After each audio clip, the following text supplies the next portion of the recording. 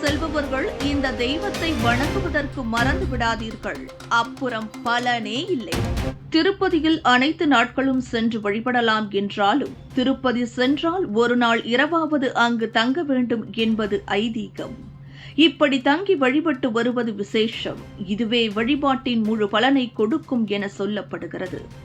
மற்ற கோவில்களைப் போல் பக்தர்கள் நேரடியாக வந்ததும் சுவாமி தரிசனம் செய்துவிட்டு செல்லலாம் என்று இல்லாமல் திருப்பதியில் பல மணி நேரம் காத்திருக்கும் அறைகளில் 24 முதல் 48 மணி நேரம் வரை கூட காத்திருக்க வைக்கப்படுவதற்கு இதுவும் ஒரு முக்கிய காரணம் என சொல்லப்படுகிறது. திருப்பதியில் எல்லா நாட்களும் வழிபடலாம்.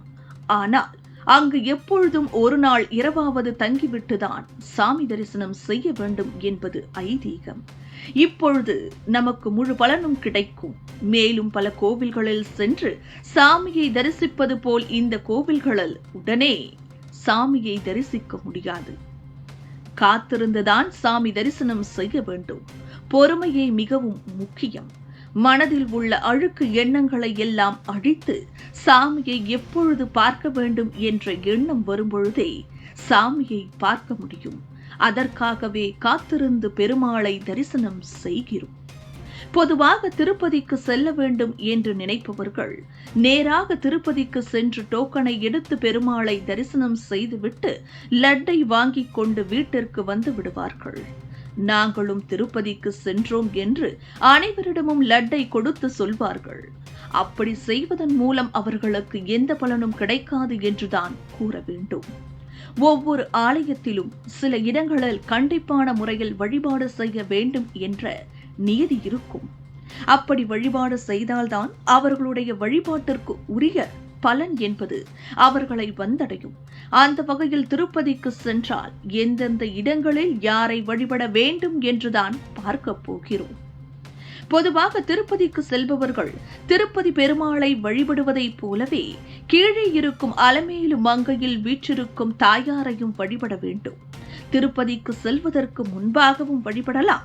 திருப்பதி சென்று முடித்து வீட்டிற்கு வரும்பொழுதும் வழிபாடு செய்யலாம். ஆனால் கண்டிப்பான முறையில் அலமேலு மங்கையை வழிபாடு செய்ய வேண்டும். அப்பொழுதுதான் பெருமாளின் அருளை பரிபூரணமாக பெற முடியும். அடுத்ததாக திருப்பதி கோயிலுக்குள் நுழையும் பொழுது அங்கு மேலே ஒரு கடப்பாறை இருக்கும். அந்த கடப்பாறையை வழிபாடு செய்ய வேண்டும் என்று கூறப்படுகிறது. இந்த கடப்பாறையை தாண்டி கோவிலுக்குள் வந்த பிறகு கோவிலுக்குள் மண்டபம் இருக்கும்.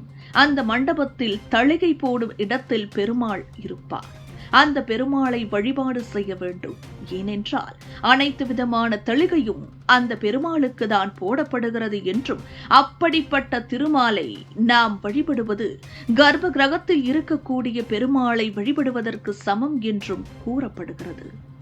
அடுத்ததாக கோவிலை சுற்றி வரும் பொழுது கோபுரத்தில் ஸ்ரீனிவாச பெருமாள் இருப்பார். அந்த சீனிவாச பெருமாளையும் நாம் வழிபாடு செய்யும் பொழுது அனைத்து விதமான செல்வங்களும் நமக்கு கிடைக்கும் என்று கூறப்படுகிறது. இதோடு மட்டுமல்லாமல் வெளியில் இருக்கும் குளத்துக்கு அருகே வராகமூர்த்தி கோவில் இருக்கும். அங்கு இருக்கக்கூடிய வராகமூர்த்தியை நாம் வழிபாடு செய்ய வேண்டும். இதற்கு முக்கியமான காரணம் என்னவென்றால் அந்த மலைக்கு சொந்தக்காரராக திகழ்பவர் ஏழுமலையான் கிடையாது. அந்த 7 மலைகளுக்கும் சொந்தக்காரனாக திகழக்கூடியவராக வராகமூர்த்தியை நாம் வழிபடாமல் வீட்டிற்கு வந்தோம் என்றால் நமக்கு திருப்பதி சென்றதற்குரிய பலன் எதுவுமே கிடைக்காமல் போய்விடும். அதேபோல் திருப்பதி செல்லும் முன் காளகஸ்தி சென்று தரிசித்துவிட்டு திருப்பதி செல்வது மிகவும் நல்லது. காளஹஸ்தியில் ராகு கேது சிவன் 3 ஒரே நேரத்தில் தரிசிக்கும் பலனை பெறலாம். இதனால் நமது தோஷங்கள் நீங்கும் என்பதும் ஐதீகம்.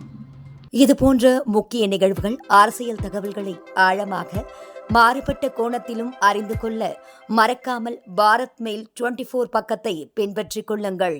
உங்கள் ஒவ்வொரு ஆதரவும் இதுபோன்ற பல நிகழ்வுகளின் பின்னணியை அறிய உதவும்.